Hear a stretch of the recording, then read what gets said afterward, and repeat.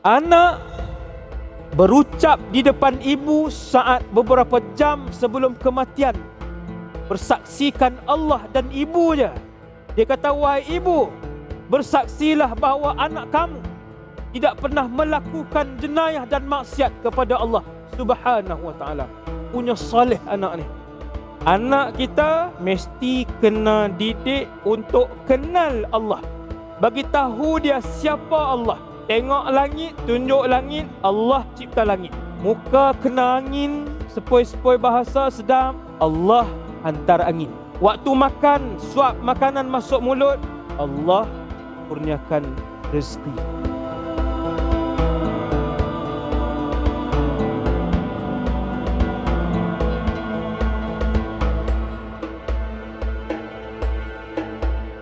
Muslimat yang dirahmati Allah Subhanahu wa ta'ala sekalian, dalam syurga ada laki-laki, ada perempuan. Dalam syurga hanya ada dua makhluk yang hidup, manusia dan jin. Binatang pun ada dalam syurga. Binatang ada dalam syurga, dan binatang-binatang ini bukanlah binatang-binatang yang kita tengok di dunia. Di dunia kita tengok ada, maksud saya, Allah akan ciptakan yang baru dan yang lain. Kerbau ada, lembu ada, unta ada, ikan ada, burung ada dalam syurga. Itu contoh-contoh yang disebutkan. Kemudian Allah hantar para rasul untuk menjadi contoh, qudwah. Kita nak hidup dunia ni untuk Allah sayang, Allah redha, nak tiru siapa? Kita nak tiru perangai siapa? Allah hantar para rasul. Selain daripada para rasul, Allah juga memilih 100,000 yang hidup di keliling Rasulullah. Mereka ini namanya sahabat. Yang hidup keliling Rasulullah namanya sahabat. Dulu Allah menciptakan ruh semua sekali, serentak, duduk di satu tempat namanya alam arwah. Kemudian bila sampai masa, Allah lepaskan ruh itu. Contoh, ruh Nabi Adam Allah pilih untuk yang nombor 1, dilepaskan. Lalu hiduplah Nabi Adam zaman tu.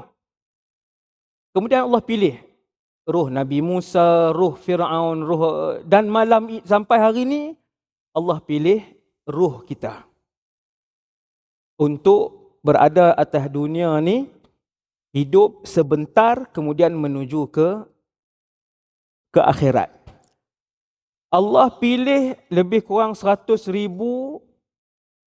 ruh-ruh ini untuk menjadi mereka yang hidup keliling Rasulullah. Dan mereka ini adalah manusia yang paling hebat. Siapa? Sahabat-sahabat Rasulullah sallallahu alaihi wasallam. Ada laki-laki, ada perempuan. Sahabat-sahabat Nabi. Kalau lelaki dia panggil sahabiyun. Kalau wanita dia panggil sahabiyah. Itu beza dia. Sahabi dengan sahabiyah. Malam ni kita nak bercakap sekejap saja, tapi penting, iaitu seorang sahabiyah, maksudnya sahabat yang wanita. Nama Asma binti Abi Bakar. Bukan Ustazah Asma Harun. Saya tak tahu Ustazah Asma dah sampai ke belum di Kota Kinabalu ni. Dah sampai ke belum? Dah, okey. Asma binti Abi Bakar. Maksudnya anak Sayyiduna Abu Bakar. Wanita ini adalah anak Sayyiduna Abu Bakar. Sayyidina Abu Bakar semua orang kenal. Orang yang hebat. Sayyidina Abu Bakar, tak mahu hurailah, dia sangat hebat.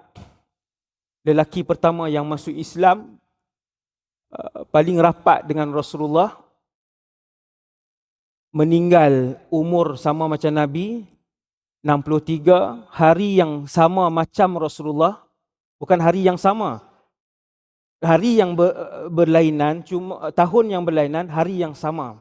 Kemudian dikebumikan di tempat yang sama. Itu Abu Bakar, ayah kepada Sayyidatuna Asma. Poin nombor 1, wanita yang kita nak kenal pada malam ini didoakan oleh Rasulullah sebagai ahli syurga. Nabi doa dia masuk syurga. Untung dia. Kita juga untung malam ni sebab kita masih hidup. Puan-puan sekalian, kita semua masih hidup, berdoalah kepada Allah kerap-kerap. Apa tanda Allah nak bagi satu permintaan? Apabila Allah selalu ingatkan lidah dan hati kita untuk berdoa kepada Allah. Siapa yang perasan hari-hari dia ulang satu doa tu setiap hari, bertahun-tahun dia ulang, ketahuilah, kata para ulama, Allah nak bagi permintaan itu. Kalau tiap-tiap hari dia tak pernah lupa untuk minta syurga Firdaus berbelas-belas kali sehari, bergembiralah, ulama kata insya-Allah Allah akan bagi perkara tu. Cuba muhasabah hari ni. Saya nak ajak semua muhasabah hari ni, malam ni. Minta tak syurga hari ni? Daripada pagi kita bangun. Siapa yang bangun je, Allah lintaskan di akal dia. Ya Allah, bagilah syurga.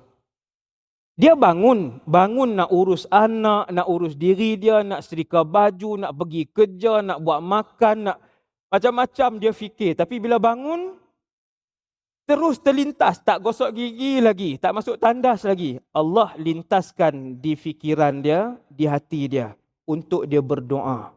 Itu bagus. Itu tanda Allah nak bagi. Subhanallah. Ulang kerap-kerap doa, sehingga doa tu jadi sebati.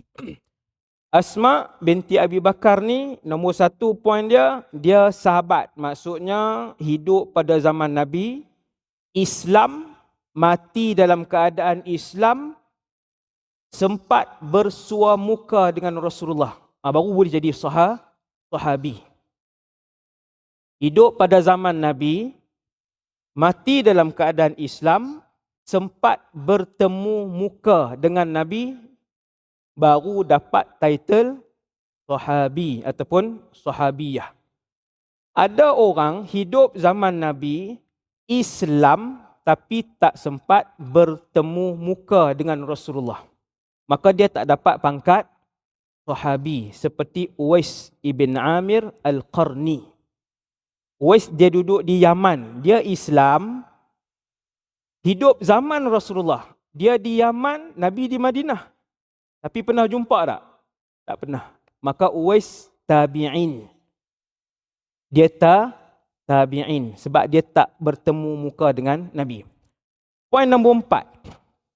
Sayyidatuna Asma ni, binti Abu Bakar ni, adalah orang ke-17 masuk Islam. Awal ke lambat? Awal lah. Kita ni yang dah ke berapa bilion ni. Ada tau turutan kita. Saya, puan-puan, kita ada nombor kita yang ke berapa masuk Islam. Wallahu a'lam. Sebab hari ni pun ada 2,000. No? Kita ni orang Islam yang ke berapa? Wallahu a'lam. Allah mengetahuinya. Teringin tak tanya Allah nanti dalam syurga? Ya Allah, teringin nak tahu saya ni orang nombor berapa Islam ni. Ada tak jawapan? Ada. Allah ada jawapannya.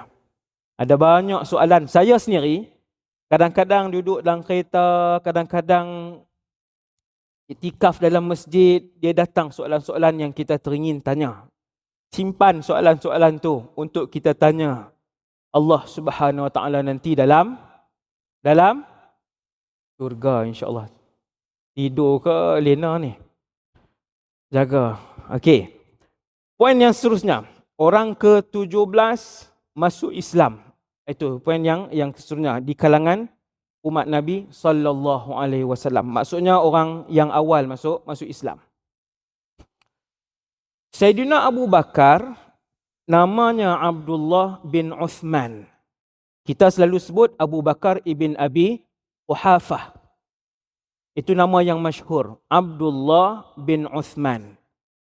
Asma binti Abdullah bin Uthman. Itu nama sebenarnya. Sebab yang tu nama sebetul Sayyidina Abu Bakar. Sayyidina Abu Bakar ada 4 orang isteri, anak ada 6. Anak ada 6. Saya tak payah sebutlah nama anak-anak beliau, Abdul Rahman, Abdullah, Aisyah, Asma, Ummu Kulthum, Muhammad. Ni anak-anak Sayyidina Abu Bakar. Ada 6 orang. Sayyidatuna Aisyah adik. Sayyidatuna Aisyah adik Sayyidina Asma. Tua banyak tahun, berbelas-belas tahun. Berbelas-belas tahun. Kalau kita pi umrah, siapa pi umrah, rumah Sayyidina Abu Bakar dekat Hilton. Hilton lama tu. Hilton ada banyak. Hilton kayu tu. Pasal tak? Siapa pernah pergi, angkat tangan, rumah tu? Hai, jangan buat macam ni, orang kekeh. Rumah Sayyidina Abu Bakar, pergi umrah 6 kali dah. Kedai jubah, hai, ramai angkat tangan kedai jubah. Rumah Sayyidina Abu Bakar, lepas ni, siapa pergi umrah, minta mutawif tunjuk kesan-kesan sirah. Ini kedai kurma ajwa je, pajam mata boleh sampai. Ini. Hotel Hilton, surau tingkat 4, tak silap saya, surau tingkat 4. Bawah tapak itu, itulah rumah Sayyidina Abu Bakar. Di situlah Abu Bakar dengan anak-anak beliau. Siapa dia? Anak-anak beliau, Aisyah, Abdul Rahman, Abdullah, Asma. Sampai satu hari, kisah Sayyidatuna Asma diberi gelaran oleh Rasulullah sebagai Zatun Nitaqain. Satu hari Rasulullah dapat izin untuk hijrah. Rumah Nabi di mana? Rumah Rasulullah di Mekah waktu tu, tuan-tuan pergi ke Bukit Marwah, tempat kita sa'i tu. Pergi ke Marwah ada pintu. Keluar pintu tu, belah kanan, dalam 8 meter macam tu. Belah kanan. Di situ rumah Rasulullah dan Sayyidatuna Khadijah. Di situ Nabi mendapat 6 orang anaknya. Anak Nabi 6, lahir di situ 6 orang. Seorang lagi nama Ibrahim, yang tu anak isteri Maryah Al-Qibtiyah. 6 lagi anak Sayyidatuna Khadijah bintu Khuwailid. Isteri Nabi 11, yang melahirkan anak 2 sahaja. Rumah Rasulullah dekat Marwah lebih kurang 10 meter lah, 10-15 meter belah kanan tu. Bila Allah izin untuk hijrah, Nabi pun keluar daripada rumah. Sahabat-sahabat lain semua dah hijrah. Tinggal tak sampai 10 orang di Mekah.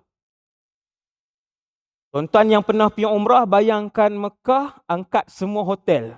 Bayangkan rumah-rumah aja. Safa Marwah ada lah. Kaabah ada. Tuan-tuan bayang tu. Nabi pun bila Allah izin, malam tu, ataupun siang tu, wallahu a'lam, Nabi pun keluar, pergi ke rumah Abu Bakar. Nabi pun ketuk pintu. Nabi tanya siapa ada dalam rumah. Dan Abu Bakar kata ada beberapa orang anak aku, termasuk Sayyidatuna Asma. Nabi kata ada berita yang rahsia dan gembira. Nabi pun bisik. Nabi kata Allah izinkan aku berhijrah. Mekah pergi ke Mekah ke baik lagi. Kalau tak betul saya balik. Teruk sangat kalau Mekah ke Taif tu. Nampak sangat pergi beli buah di Taif. Sekarang kan musim buah. Ada kabel car pula di Taif tu. Memang tak khusyuk lah ibadah di Mekah. Kan, aku pergi Taif. Okey, itu cerita lain. Bila Allah izin Nabi untuk hijrah, sebab waktu tu siapa Islam ditangkap, diseksa, dibakar hidup-hidup, diletakkan batu, dikurung, tidak diberi makan, diikat, sebahagian dibunuh. Sumayyah, Yasir dibunuh. Jadi sahabat-sahabat lain hijrah ke Madinah. Rasulullah antara yang tak sampai 10 orang yang berbaki. Nabi pun pergi keluar ke rumah Abu Bakar. Wahai Abu Bakar, Allah izin untuk hijrah. Abu Bakar pun kata, as-suhbah, wahai Rasulullah, boleh tak nak teman? Boleh tak nak teman? Maka Nabi kata, as-suhbah. Nabi kata, ya. Kamu yang teman aku untuk berhijrah. Rupanya Sayyidina Abu Bakar sudah siapkan 2 kenderaan. Waktu tu kenderaan paling mewah adalah unta. Paling mahal kenderaan untuk musafir adalah unta. Dia lebih kuat dari kuda. Unta ada banyak jenis. Unta susu, unta daging, unta untuk berlumba, unta untuk bermusafir. Macam-macam, banyak jenis unta. Sebab tu bila pergi ke sana, tanya mutawif, ni unta jenis apa? Kan? Ni unta untuk apa? Yang 2 bonggol untuk apa? Yang 1 bonggol untuk apa? Sebab baru kita boleh belajar sirah. Ingat balik. Oh, bukan semua unta boleh guna untuk musafir. Tak. Bukan semua. Ada unta untuk susu, untuk daging, macam-macam. Yang paling kuat, unta untuk bermusafir. Dia yang paling mahal sekali. Kalau hari ini seekor lebih kurang, kalau untuk hari raya korban, unta untuk sembelih dalam RM10,000 lebih kurang. Okey. Kemudian Abu Bakar pun seronok boleh teman kekasih Allah. Nama apa? Nabi Muhammad sallallahu alaihi wasallam. Rupanya Abu Bakar dah siapkan 2 ekor unta. Abu Bakar pun keluarkan kemah, keluarkan pakaian, keluarkan makanan. Ketika itu nak ikat. Bila nak ikat, maka tak ada kain untuk mengikat. Sayyidatuna Asma binti Abu Bakar, dia yang keluarkan selendang yang ada di pinggangnya. Dia yang keluarkan selendang yang ada di pinggang, dia keluarkan, kemudian dikoyak 2. Nabi melihat perkara itu. Dia koyak selendang dia 2, dia berikan kepada ayahnya untuk ikat kelengkapan bermusafir Rasulullah dan juga ayah beliau iaitu Abu Bakar. Maka Nabi pun berdoa kepada dia. Nabi kata, abdalakillahu binitaqiki hadza nitaqaini fil jannah. Nabi kata, wahai Asma, semoga Allah gantikan selendang kamu ini dengan selendang dalam syurga. Konok dia. No? Korban untuk Rasulullah. Kenapa dia faham berkorban untuk agama? Sebab dia membesar dalam sebuah keluarga yang faham agama. Siapa keluarga dia? Ayah dia, Abu Bakar. Umat Rasulullah yang terbaik nombor 1 adalah ayah beliau. Kita kata dia hebatlah sebab ayah dia masuk Islam awal. Tak juga. Sayyidatuna Asma hebat sebab kefahaman dan kesedaran dia. Allah bagi iman kepada dia. Allah bagi hidayah kepada Sayyidatuna Asma. Kenapa saya cakap macam tu? Sebab ibu Sayyidatuna Asma waktu tu tidak beriman. Ketika Sayyidatuna Asma jadi orang nombor 17 di kalangan umat Nabi yang bilion ni, masuk Islam, ibu dia tak Islam. Isteri Abu Bakar kan ada 4 orang. Salah seorang isteri Abu Bakar adalah ibu kepada Asma. Ibu kepada Asma ini tidak Islam. Waktu itu Asma sudah Islam. Nampak? Maksudnya dia Islam bukan sembrono ikut ayah dia. Dia Islam sebab dia faham Islam ini agama yang benar. Ayah dia dakwah kepada ibu dia. Maksudnya kepada isteri tadi. Tapi isteri dia tak masuk Islam. Ayahnya dakwah kepada Asma. Ayah tadi Abu Bakar ajak Sayyidina Asma mengucap La ilaha illallah Muhammadur Rasulullah. Dia adalah pesuruh Allah, kata ayahnya. Dan Sayyidatina Asma masuk Islam. bijak. Sayyidina Asma binti Abu Bakar. Jadi dia pun masuk Islam. Waktu dia dah masuk Islam, ibu dia datang ke rumah dia. Biasalah ziarah ibu kan. Maka Sayyidina Asma pun rasa macam, bolehkah ni? Ibu dia tak Islam, dia Islam. Bolehkah dia hubungkan silaturahim dan sebagainya? Terus menghormati ibu dia, terus khidmat dengan ibu dia. Dia pun tanya, "Ya Rasulullah, ibu saya tak Islam. Ada kisah ni. Wahai pesuruh Allah, ibu saya tak Islam. Afa'asilu ummi? Adakah saya perlu terus berbakti, hormat ibu saya?" Nabi kata, "Ya, na'am. Sili ummaki." Ya, teruskan berkhidmat, hormat, berkebajikan dengan ibu kamu. Dengan ibu kamu. Nampak? Di sini kita nampak agama Islam. Agama yang walaupun mak ayah tak Islam, Islam tetap minta teruskan berbakti dengan ibu dan ayah kamu. Beberapa tahun lepas ada seorang daripada Kota Kinabalu, lelaki. Dia tidak Islam, kemudian dia telefon saya nak masuk Islam kan. Saya kata, "Mak ayah Islam ke?" "Mak ayah tak Islam." Kan. Tapi dia masuk Islam dan saya melihat bagaimana berbaktinya dia, hormat dan kasih dia dengan ibu dan ayah dia yang masih belum Islam. Kemudian abang dia pula masuk Islam, kemudian dia yang telefon saya lah kan, telefon nak masuk Islam, kemudian dia pun dah umur 20 lebih dah. Alhamdulillah, peluk agama Islam. Bagus, selalu mendoakan mak ayah dia dapat hidayah, selalu balik ziarah, bagi duit, hormat. Anak yang baik, saya tengok anak yang taat. Jadi Sayyidina Asma dia yang potong kain tadi, bagi kepada Rasulullah dan Abu Bakar, dan kemudian Rasulullah dan Abu Bakar pun mula berhijrah menuju ke Gua Thawr. Gua Thawr ni, siapa yang pernah pergi umrah mesti dibawa pergi ke sana.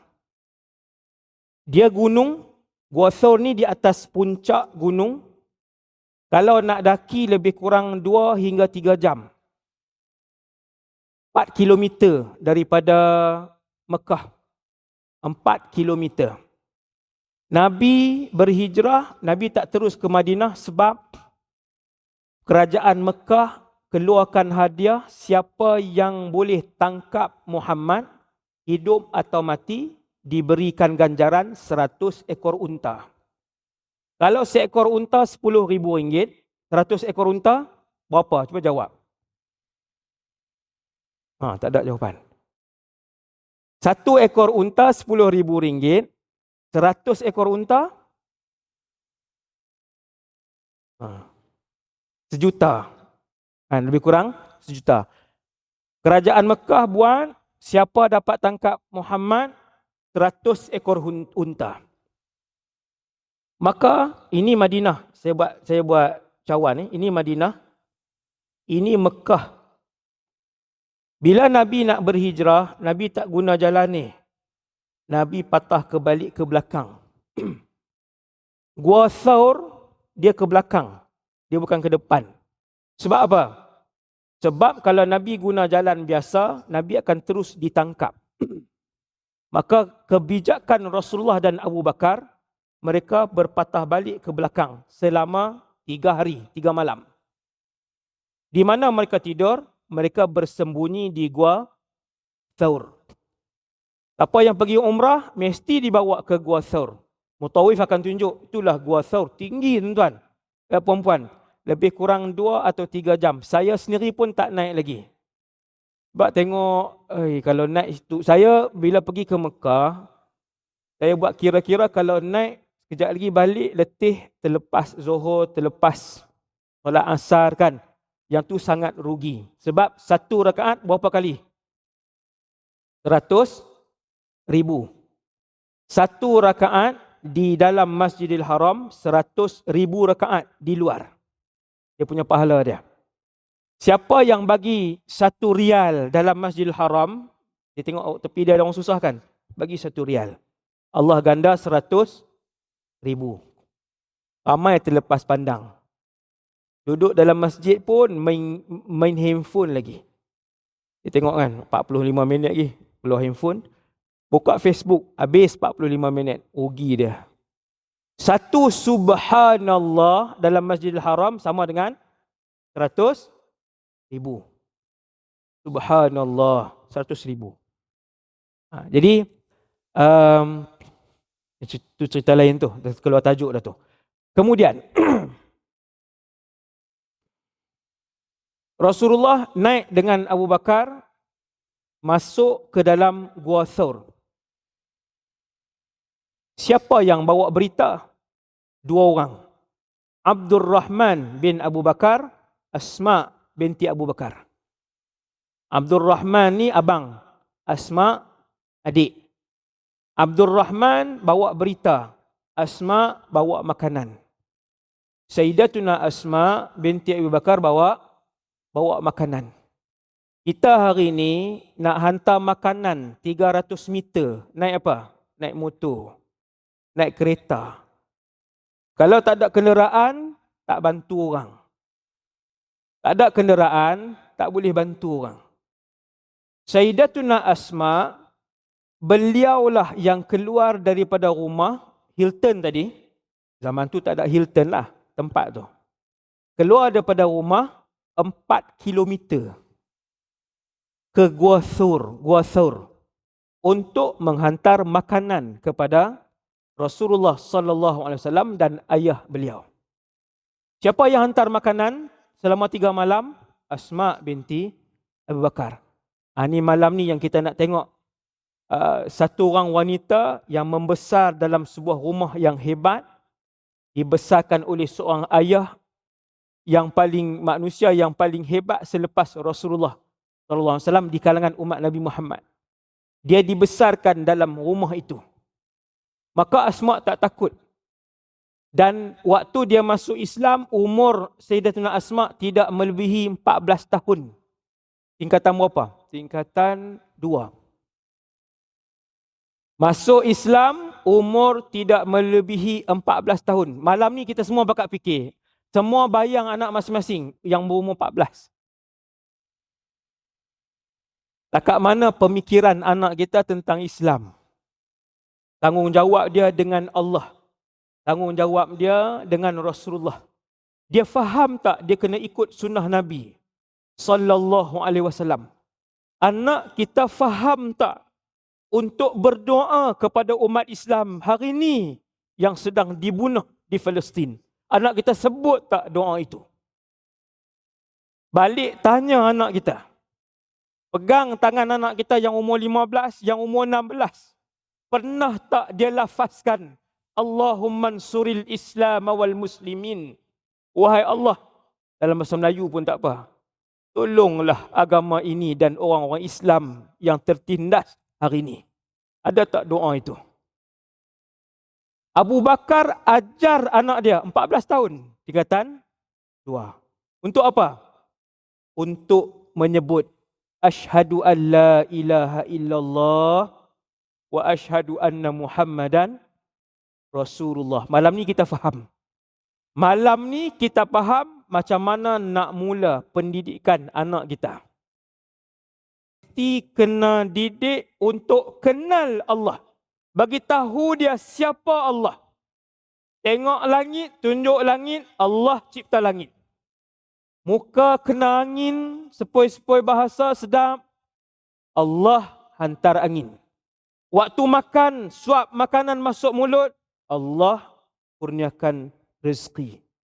Berjalan dengan anak dalam taman, berjalan sihat dengan isteri, dengan anak, bagi tahu Allah bagi nikmat kaki, sihat untuk kita berjalan. Perkenalkan anak dengan Allah, dengan Rasulullah, dengan akhirat, dengan umat Islam. Yang ni sahabat buat. Sebab itu Asma binti Abu Bakar, walaupun dia kecil, dia berani untuk pergi ke Gua Thawr. Tadi kita dah sebut berapa kilometer Mekah ke Gua Thawr? 4 kilometer. Cuba yang ni semua dekat-dekat ni, cuba balik berjalan tengok lagi. Kan tak payah suruh suami main ambil. Ramai yang suami hantar tadi. Ada suami nak masuk tadi. Melampau-melampau pula tu. Kan? Yang suami-suami nak masuk tadi. Bagilah can orang perempuan pula kan. Ramai yang orang lelaki call kan nak masuk apa semua. Kita bagi can lah. Kalau bagi lelaki masuk, habis pula separuh. Puan-puan sekalian, sebab itu kata ulama, lihat betapa anak wanita ini, budak kecil ini berani untuk pergi ke Gua Thawr seorang diri. Siapa yang melatih dia? Ayah dia. Rupanya Sayyidatuna Asma ini membesar sebagai seorang yang sangat berani. Lagi kita sebut. Tak lama dah. Lagi 20 minit je. Habis. 20 minit. Kurang. 15 je. Lagi 20 minit. Lagi kita akan tengok keberanian Sayyidatuna Asma binti Abu Bakar. Daripada kecil, beliaulah yang menghantar makanan, menyiapkan makanan untuk Rasulullah dan Abu Bakar di rumah, kemudian pergi hantar. Bila Rasulullah dan Sayyidina Abu Bakar bergerak pergi ke Gua Thawr, naik Gua Thawr, Mekah mengerahkan tenteranya untuk mencari. Kerah. Kemudian Abu Jahal. Abu Jahal ni bukan bapa saudara Nabi ya.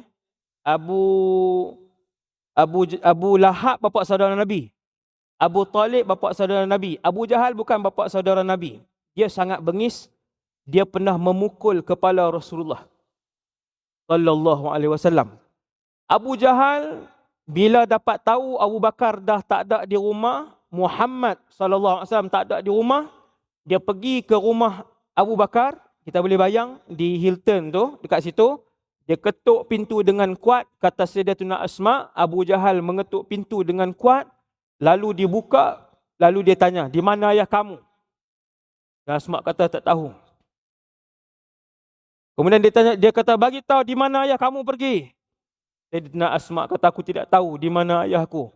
Lalu Abu Jahal tampar muka Sayyidatuna Asma binti Abu Bakar. "Bagi tahu di mana kedudukan ayah kamu sekarang." Puan-puan sekalian, orang bengis, besar tubuh badan dia, datang kepada orang wanita. Satu kanak-kanak, digertak kanak-kanak ni. Tetapi keberanian yang diterap ajar oleh ayah tadi, walaupun dijerkah, digertak, ditolak pintu, ditampar, kata Sayyidina Asma, sehingga terkeluar. Ni apa? Ini telinga yang pakai di sini. Cincin. Apa dia? Subang. Saya lama tak pakai pula. Tak pernah pakai. Subang yang dipakai oleh Sayyidatuna Asma terkeluar. Subang tu, puan-puan sekalian, subang. Bukan kita sangkut, subang tu tindik. Abu Jahal tampar Asma dengan kuat. Jatuh Asma ke bawah. "Bagi tahu di mana ayah kamu." Dia kata, "Aku takkan bagi tahu di mana ayah dan Rasulullah sallallahu alaihi wasallam." Wah ni belasan tahun. Subhanallah. Subhanallah. Hebat. Dan Asma. Daripada kecil maksudnya. Kemudian Abu Jahal pun keluar, tinggalkan dan cari. Maka bila malam ataupun bila waktunya sampai, Sayyidina Asma dia siapkan makanan dan sebagainya, dia yang pergi. Bayangkan. Mungkin pergi waktu tu tidak berjalan kaki lah. Kalau waktu tu kenderaan baral, keldai lah. Keldai ataupun baral, beza sikit kedai dengan baral tu. Pergilah 4 kilometer. Siapa yang pernah pergi umrah boleh bayang daripada Mekah nak pergi ke Gua Thawr tu, dia kanan kiri bukan ada mall besar-besar, ada R&R, dia masih lagi, sebahagiannya masih lagi padang pasir.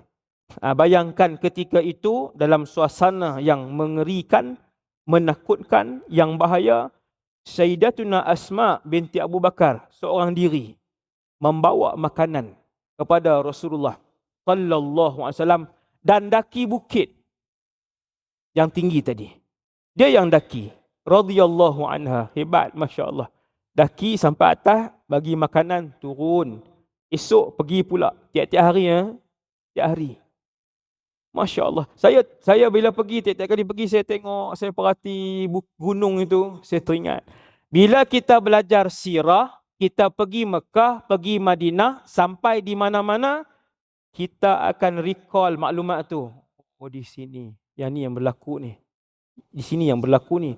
Tingginya gunung ni yang Sayyidatuna Asma daki seorang diri. Kan? Bila kita tengok gunung tu, kita baca sirah, kita tahu sirah, oh kita tengok tingginya, ya Allah. 2-3 jam nak naik. Naik 3 jam, turun selalunya cepat 1 jam. Naik 3 jam, turun sejam. Masya Allah. Hebat pengorbanan sahabat. Nak pastikan Rasulullah dan Abu Bakar selamat. Kemudian Rasulullah dan Abu Bakar pun turun. Sayyidina Abu Bakar turun. Mereka meneruskan hijrah pada hari yang keempat. Sayyidatuna Asma. Kemudian dia berkahwin. Berkahwin di Mekah.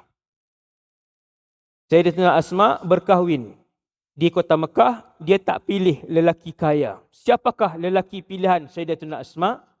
Sayyidatuna Asma memilih seorang lelaki. Lelaki itu adalah 10 umat Nabi Muhammad yang terbaik di kalangan umat Nabi SAW. Siapa? Zubair ibn Awam.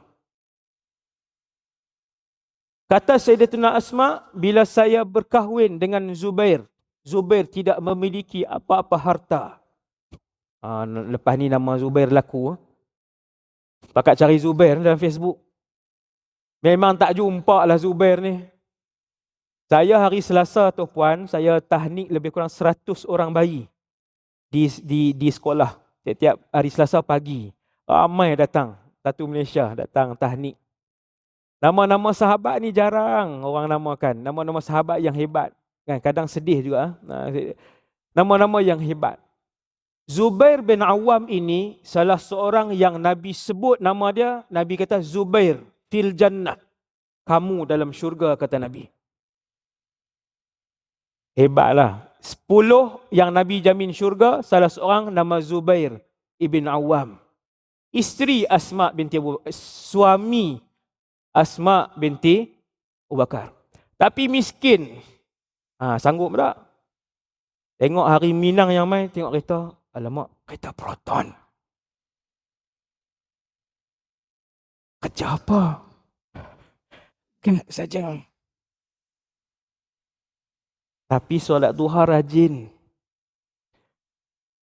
Kata Sayyidatuna Asma, aku berkahwin dengan Zubair dan Zubair tidak memiliki apa-apa harta. Aku mengangkut air dari jauh. Ini dia cerita hidup dia. Susah. Tetapi lelaki yang soleh, yang baik. Aku mengangkut air setiap hari apabila berpindah ke rumah Zubair. Aku menguli tepung, mengisar tepung dengan raha. Raha ni batu yang bulat tu, yang ada kayu tu, kita kena tolak kayu tu. Kemudian dia keluar di bawah tu. Kemudian kena tampi, kena tumbuk pula lagi. Kemudian kena tapis, kemudian baru diuli, kemudian baru bakar. Kata Sayyidatuna Asma, kesemua itu aku lakukan tiap-tiap hari. Kemudian bawa binatang tunggangan Zubair untuk diberi makan dan sebagainya. Hari-hari buat. Berapa orang anak? 8 orang anak. 5 lelaki, 3 perempuan. Letih tak perempuan? Anak 8 agak-agak letih tak? Sibuk tak? Sibuk, subhanallah. Sibuk. Saya bila tengok orang pelihara anak 3 orang, 2 orang, 4 orang, ya Allah letihnya. Sebab tu orang lelaki kalau boleh bagi dekat dia jaga 3 jam, itu dah super daddy dah tu. Kan kita nak ke market, isteri nak ke market, suruh suami jaga sat 3 jam. Itu dah kira hebat sangat tu. Boleh jaga 2 orang anak kan. Letih rupanya, masya-Allah. Sayyidatuna Asma 8 orang anak. 5 lelaki. Bayang tengok 5. Saya pernah tengok orang yang anak lelaki 4, 3, 5 kan. Mesin basuh tu duduk belah tu. Dalam mesin basuh ada anak dalam Allah, telur dikeluarkan 2-3 orang anak, betul 3 orang lelaki. 5 lelaki Sayyidatuna Asma binti Abu Bakar. 3 wanita anaknya, 8 orang. Subhanallah. Dan suaminya orang susah. Dia memilih Zubair bin Awam. Kerana apa? kerana akhirat Zubair. Bahagia dia. Bahagia beliau. Kemudian di akhir hayat, penutup. Habis ceramah dia penutup kita. Sayyidina Asma berpindah. Dia dah berkahwin, dapat anak, dia mengandungkan anak sulung yang bernama Abdullah. Ingat. Anak sulung Sayyidatuna Asma nama Abdullah. Setiap tahun saya ke umrah, saya akan ziarah kedua-dua ini. Sayyidatuna Asma dan Abdullah, dan kubur mereka berdekatan. Kedua-dua ini sangat saling mengasihi antara satu sama lain. Sayyidatuna Asma sangat menyayangi anak sulungnya, dan anak tadi ni sangat mencintai ibunya. Panjanglah cerita ni sebenarnya. Di mana kubur mereka? Di Ma'la. Cuma berita tak berapa nak best sikit, orang perempuan tak boleh masuk ke kawasan itu. Ke kawasan perkuburan Ma'la. Perkuburan Ma'la ni keluar daripada pintu Marwah. Keluar daripada pintu Marwah. Kalau nak ke kanan rumah Rasulullah, ke kiri. Ke kiri berjalan lebih kurang 20 minit sampai perkuburan Ma'la. Kalau ke umrah saya akan ke situ. Tiap-tiap kali pergi. Saya akan ziarah 3 orang. Yang pertama Khadijah bintu Khuwailid. Dalam tu Sayyidatuna Khadijah. Yang kedua saya suka ziarah duduk berdekatan Asma binti Abu Bakar, Abdullah bin Zubair. Anak sulung beliau. Kisah hidup mereka sedih. Saya ringkaskan dalam 10 minit yang terakhir. Tadi 10 minit, dah 10 minit dah. Ini 10 minit yang terakhir. Saya ringkaskan. Waktu Asma nak berhijrah ni, tak ada siapa dah di Mekah. Tinggal beberapa orang saja. Di dalam perutnya ada Abdullah bin Zubair. Anak sulung lah. Abdullah. Dan umur Abdullah dalam kandungan ketika itu 9 bulan. Hampir 9 bulan. Puan-puan bayangkan nak hijrah dekat dalam perut ada hampir 9 bulan. Nak berhijrah. Allahu Akbar. Berapa kilometer Mekah ke Madinah? Cuba sebut, berapa kilometer Mekah Madinah? Lebih kurang 400. Lebih kurang 400 kilometer. Jauh hijrah. Bukan hijrah naik transnasional tau, bukan AirAsia. Hijrah ketika tu paling laju kuda. Tapi kalau hijrah dengan keluarga semua ni, dia tak naik kuda, dia akan naik unta. Berminggu di padang pasir. Saya pernah ke padang pasir banyak kali. Saya suka untuk naik kenderaan masuk padang pasir. Saya jumpa anjing-anjing yang tinggi. Anjing tengah padang pasir yang... Saya pernah ke padang pasir Saudi, padang pasir Syria, padang pasir... Saya belajar di Syria. Saya meneroka padang pasir. Beberapa padang pasir untuk saya tengok bagaimana perjalanan Rasulullah waktu hijrah, waktu perang Badar. Untuk saya merasai sirah itu. Waktu saya pergi. Okey, kemudian Sayyidina Asma bawa anaknya dalam kandungan hampir 9 bulan. Syarat berhijrah. Ketika itu di Madinah hampir 2 tahun tidak ada bayi yang dilahirkan. Di Madinah tidak ada bayi yang dilahirkan hampir 2 tahun. Rasulullah dah sampai Madinah. Orang Yahudi kata kami telah menyihir orang-orang Islam di Madinah. Orang Yahudi ini terkenal dengan sihir daripada dulu. Daripada zaman dulu, ribuan tahun yang dulu. Dan mereka juga yang menyihir Rasulullah SAW. Ada pernah dia orang sihir Nabi SAW. Jadi, orang Yahudi kata kami telah menyihir orang Islam. Hampir 2 tahun, tak ada siapa dapat bayi.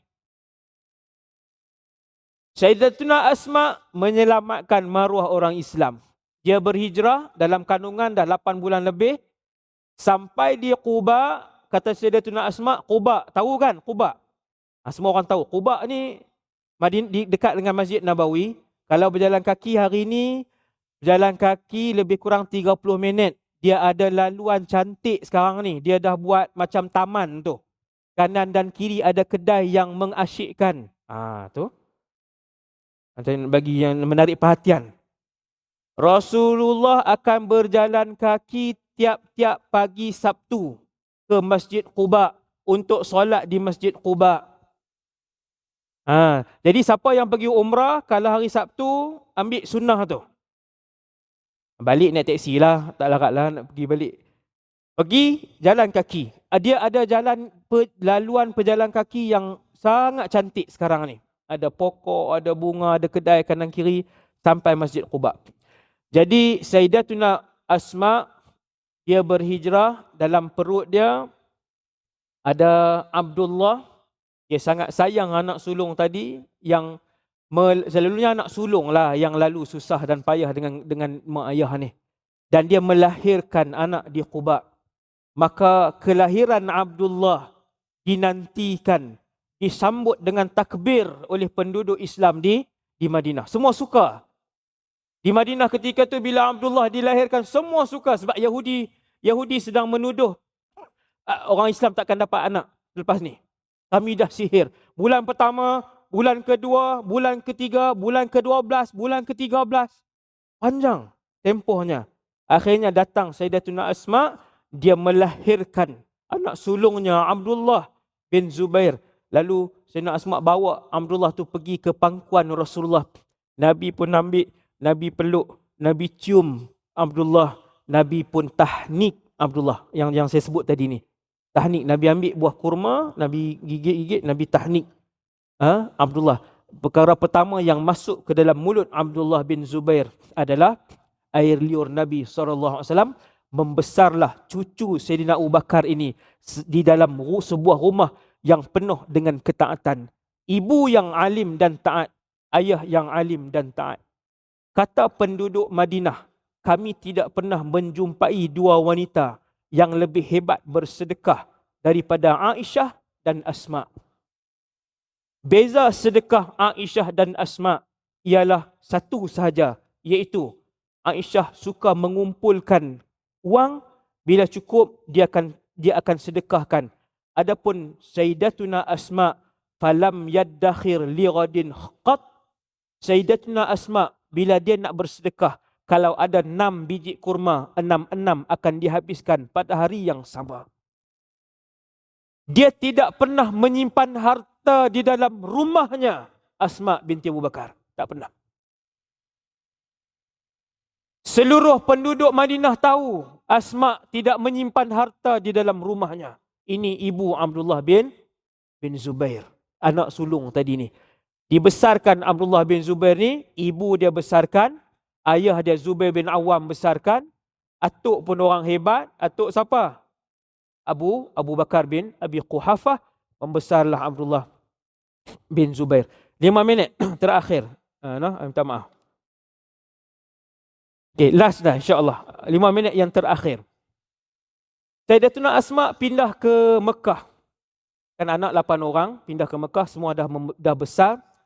Umur mencecah 100. Di akhir hayat, Allah tarik mata Sayyidatina Asma buta. Dan di akhir hayat, Sayyidatina Asma juga diceraikan oleh suaminya, Zubair. Panjang lagi cerita tu. Kenapa diceraikan? Ceramah 2.0. Puan-puan sekalian, antara punca penceraian tadi ialah Abdullah bin Zubair yang sangat mempertahankan ibu dia. Oh, dia tak boleh tengok ayah dia marah sikit ke, kalau berlaku pertelingkahan sikit ke. Yang mak tu pun sama juga. Kalau kelai apa sikit, dia panggil anak sulung dia. Abdullah, tengok ayah hang ni. Abdullah ni ayah marah mama ni. Dia suka libatkan. Ni antara punca yang disebut oleh para ulama ialah Sayyidina Asma ni dia ibu kan, ibu. Yang tu anak sulung pula. Bila suami macam ada perselisihan sikit, dia akan libatkan, dia akan mengadu dekat anak tadi. Itu antara, kata para ulama, mungkin itu antara punca penceraian Zubair bin Awam dan Asma. Di akhir hayat, Sayyidatuna Asma hidup di Mekah, Sayyidina Zubair hidup di tempat lain. Umur mencecah 100 tahun. Buta kedua matanya. Anaknya ketika itu Abdullah menjadi presiden umat Islam 9 tahun. Satu hari berlaku rusuhan. Ada orang buat rusuhan, bangkit, lawan dengan kerajaan yang dipimpin oleh Abdullah bin Zubair. Dan mereka hampir kalah. Di Mekah, sehingga musuh-musuh waktu tu bawa manjanik. Manjanik ni seperti meriam. Bawa hala ke dalam Masjidil Haram. Masuk, peluru-peluru manjanik ni masuk dalam Masjidil Haram. Mekah diserang ketika itu. Berlaku peperangan di antara Islam dengan Islam. Anak Sayyidatina Asma, Abdullah, adalah presiden waktu itu. 9 tahun dia memerintah. Pada akhir-akhir hayat dia dah hampir kalah dengan serangan besar-besaran yang dilakukan. Abdullah bin Zubair ni kalau dia solat, sekiranya dia rukuk ataupun sujud, burung akan bertenggek di belakangnya. Dek kerana lamanya solat, rukuk dan sujudnya. Abdullah bin Zubair ni, subhanallah. Hebatlah anak-anak dia. Abdullah, Urwah pun hebat. Ramai lagi lah. Okey, kemudian. Hebat ibadat, hebat ilmu, kepimpinan pun hebat. Apabila tinggal tak sampai 50 orang yang mempertahankan Abdullah bin Zubair. Tentera datang, musuh datang ramai. Ketika itu Abdullah pun masuk ke dalam rumah ibunya. Siapa ibu dia? Aisyah. Nak balik tak ada sama, saya melawak aja. Asma. Dia balik daripada Syria pun banyak saya minta. Alhamdulillah ibu masih hidup. Alhamdulillah. Banyak benda kita tanya ibu. Dia punya naluri dia tu. Abdullah bin Zubair masuk, wahai ibu, saya nak masuk minta pandangan dan nasihat ibu. Ibu dia kata, apa wahai Abdullah? Wahai ibu, saya hampir kalah sekarang. Tetapi pihak musuh menawarkan dunia kepada saya. Kalau saya menyerah, mereka akan memberikan kekayaan dan pangkat kepada saya. Cuma mereka nak jawatan presiden. Jawatan nombor 1. Wahai ibu, anak-anak dan ahli keluarga pun meninggalkan saya. Apakah saya menyerah pada kali ini, wahai ibu? Fa'ala sautahu. Maka Sayyidatuna Asma binti Abu Bakar pun mengangkat suaranya. Dia orang berani. Oh, saya tak cerita tadi keberanian dia. Tak payahlah. Cukuplah saya jadi 10 minit lagi. 2 kali 10 minit lah. Sayyidina Asma kata, dia pun angkat suara dia. Dia kata, ya ibni, wahai anak, sesungguhnya kamu tahu keadaan kamu. Kamu tahu apakah kamu dalam keadaan kebenaran atau kebatilan. Kamu berjuang dengan ilmu kamu. Kamu berjuang dengan keyakinan kamu. Ibu tadi. Semangat dia. Sekiranya kamu yakin kamu adalah benar, jangan menyerah, wahai anak. Si anak kata tadi, wahai ibu, sesungguhnya hari ini mereka akan membunuh aku. Ibu dia kata, syahid lebih mulia daripada kamu menyerah. Dan tubuh badan kamu ditendang-tendang oleh pihak musuh. Si anak kata tadi, Abdullah bin Zubair kata, wahai ibu, Asma binti Abu Bakar radhiyallahu anha, wahai ibu, sesungguhnya bukan kematian yang aku takut. Orang nampak Abdullah bin Zubair ni salat, peluru manjanik datang di depan dia. Tidak sedikit pun dia berganjak. Dia semayang macam itulah. Tidak dipendekkan rokoknya, tidak dipendekkan i'tidalnya, tidak dipendekkan sujudnya. Abdullah bin Zubair ni. Dia tak heran. Dia tak heran dengan meriam yang sedang bertalu-talu masuk ke dalam Mekah. Dia kata, wahai ibu, bukan kematian yang saya takut. Akan tetapi, wahai ibu, apabila seseorang itu dibunuh, maka mereka akan memotong hidungnya, lidahnya, mengeluarkan matanya, memotong telinganya. Dia panggil tamfil. Maka ibu dia kata, wahai Abdullah, sesungguhnya kambing selepas disembelih tidak akan merasakan kesakitan, kulitnya disiat-siat. Maksudnya ibu dia nak suruh teruskan berjuang. Maka dia pun bangun daripada tempat ibu dia.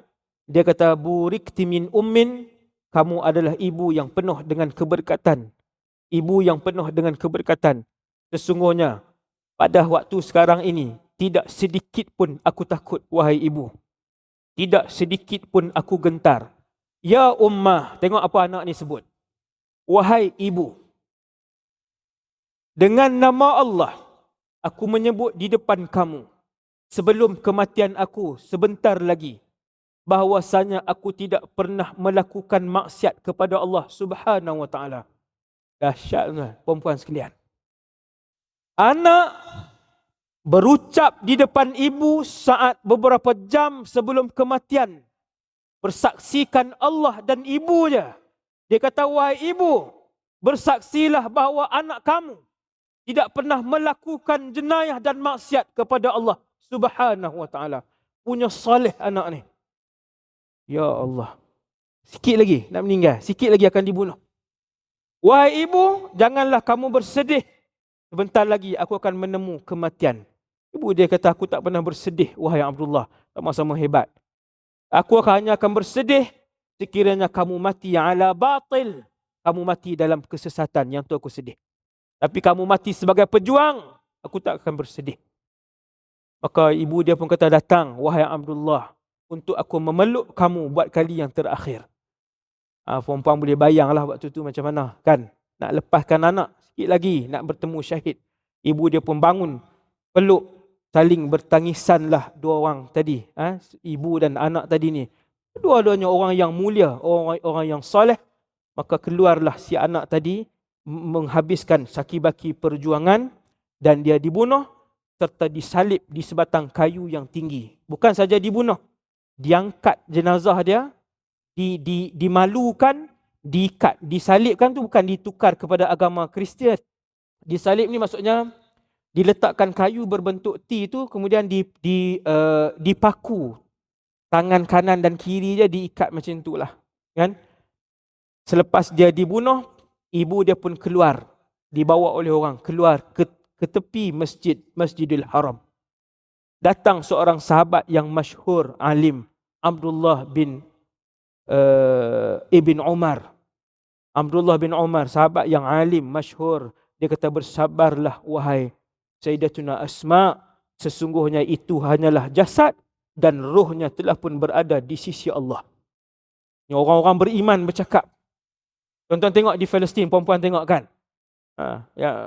Kematian anak mereka, kematian anak, kematian suami, kematian, masih bertakbir ibu-ibu di sana. Masih bertakbir, kematian 3 orang anak serentak. Masih lagi mengucap syukur dengan Allah. Itu datang daripada ilmu dan iman. Maka ibu dia keluar, orang kata, wahai Asma, anak kamu sedang disalib sekarang ni. Asma kata, itulah sebaik-baik lelaki yang sedang berjuang. Lelaki yang sedang berjuang. Dan kemudian mereka pun mendapat arahan untuk keluar, turunkan jenazah tadi. Sayyidatuna Asma arahkan untuk jenazah anaknya dimandikan, dikafankan, disolatkan, dikebumikan. Dia pun pulang ke rumah. Selang beberapa malam, beliau pun meninggal dunia. Ibu tadi, nampak? Sayyidatuna Asma. Saya duduk tengok selalunya, kalau ayah dengan anak, suami dengan isteri ni, kalau yang meninggal dekat-dekat tu selalunya lah, yang saya tengok, selalunya yang sangat rapat. Selalunya yang sangat rapat, meninggal dekat-dekat je. Dekat-dekat. Jadi begitulah ending kepada kehidupan Sayyidatuna Asma radhiyallahu anhuma. Takat tu saja ceramah kita pada malam ni. Semoga kisah hidup Sayyidatuna Asma yang luar biasa, hebat, membesarkan 8 orang anak, isteri kepada seorang lelaki yang dijamin syurga oleh Rasulullah, anak kepada seorang lelaki juga yang dijamin syurga, itu Abu Bakar radhiyallahu anhu. Semoga pada malam ini muslimat yang ada dapat bawa balik bekalan yang baik untuk kita jadikan panduan. Hidup kita tak lama, ada orang lagi setahun, ada orang lagi 3 bulan, ada orang lagi 6 tahun, ada orang lagi beberapa hari je ajal kematian dia nak sampai. Maka buatlah persiapan kita nak menuju ke satu tempat tiada kematian, tiada kesakitan, tiada lagi kemiskinan. Semua orang adalah raja pada tempat itu, iaitu dalam syurga Firdaus. InsyaAllah semoga kita semua yang ada dalam dewan ni Allah himpunkan dalam syurga satu hari nanti. Amin ya rabbal alamin. Terima kasih kepada semua penduduk negeri Sabah, khususnya Kota Kinabalu yang sudi hadir dalam ceramah khas tertutup 1.0 yang baik daripada Allah Subhanahu Wa Taala, yang lemah dan kurang daripada diri saya sendiri. Wassallallahu ala sayyidina Muhammad. Assalamualaikum warahmatullahi wabarakatuh.